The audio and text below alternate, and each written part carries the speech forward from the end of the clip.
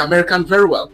Unfortunately, the inability of some Africans to properly integrate into the Black American communities has caused a lot of tension, and a lot of the immigrants come across as intimidating to the Black Americans. Some of them have started businesses and are charging less and taking a lot of customers away from the Black Americans. There were even people who formed a movement encouraging people to boycott Black African immigrant hairdressing salons.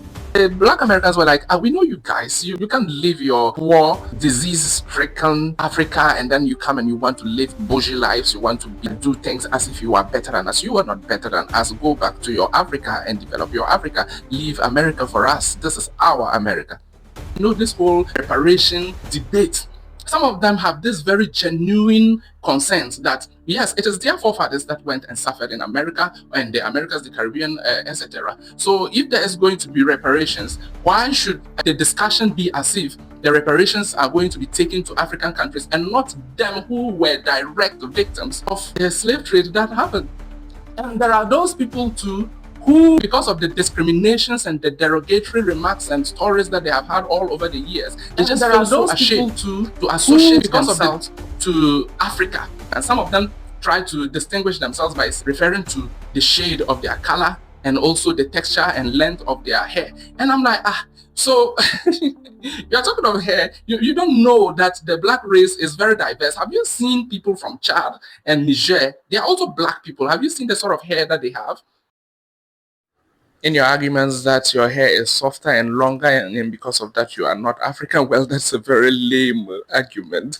You would need more educated points to argue yourself out. History tells us that got pregnant by their slave masters and gave birth to mixed-race children. Even in Ghana here, we have the history there documented that some of the slaves that were taken to the castles and the forts were impregnated by their slave masters and they gave birth to mixed-race children.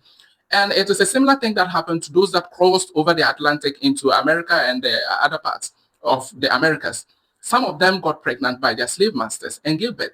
And you know, the law of attraction can be very complicated. Some of them also became pregnant by Indians of America. Some of the Native Americans impregnated them and they gave birth to mixed race children.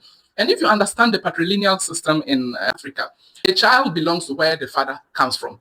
But in some patrilineal, so if it so happens that the father of the child was an Indian, the mother will tell the child that you are from this place because your father was Indian. Okay, these are some of the things that happened in 2025 and following us into 2026. Happy New Year. Do not forget to like this video. Click on the like button. If you are not following, follow me. I need you to leave a comment, please. And also share. Add it to your favorites.